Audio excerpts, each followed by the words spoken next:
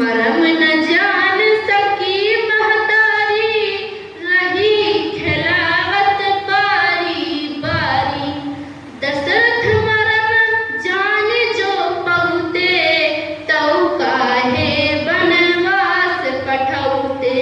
लक्ष्मण हूँ यहाँ मरम न जाना, जो कछु चरित रच्यो भगवाना। और केवट भरी भरी मारे ताना, कहे तुम्हार मरम मैं जाना। माँ भवानी कहती है, हे प्रभु, भगवान का मरम तो श्रृंगी ऋषि भी नहीं जान पाए, जो पहले आकर के यज्ञ ठाना था, भगवान का यज्ञ करवाया था, और उसी यज्ञ से खीर अग्निदेव लेकर प्रकट हुए। तो माता कौशल्या, माता कैकेयी, माता सुमित्रा को वह खीर दिया गया, तो उनको पुत्र रत्न की प्राप्ति हुई। श्रृंगी ऋषि भी इस मरम को नहीं जान पाए, और माता कौशल्या भी इस मरम को नहीं जान पाई, जिन्होंने 9 माह तक गर्भ में रखा था, प्रभु को अपने गर्भ में लिया था।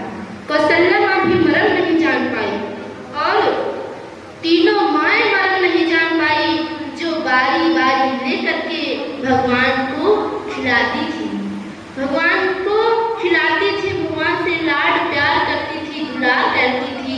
वो तीनों माताएं भगवान का मरम नहीं जान पाई। और प्रभु, यदि दशरथ जी भगवान का मरम जान गए होते, तो किस लिए 14 वर्षों का वनवास क्या होता। दशरथ मरम जान जो पहुते, तब काहे वनवास पठौते। अगर दशरथ जी यह मरम को जान जाते, तो वे वनवास क्यों भेजते।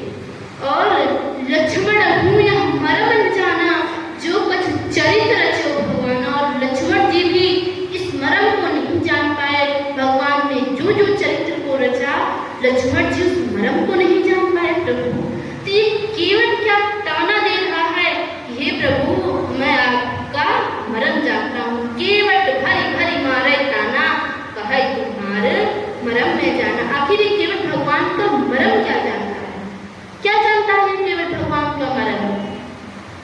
तो भगवान ने कहा कि हे देवी, हम आपकी मन की शंका को दूर करते हैं, हम आपके मन की शंका को दूर करते हैं। इस विषय में एक कथा है, बड़ी सुंदर कथा दी है।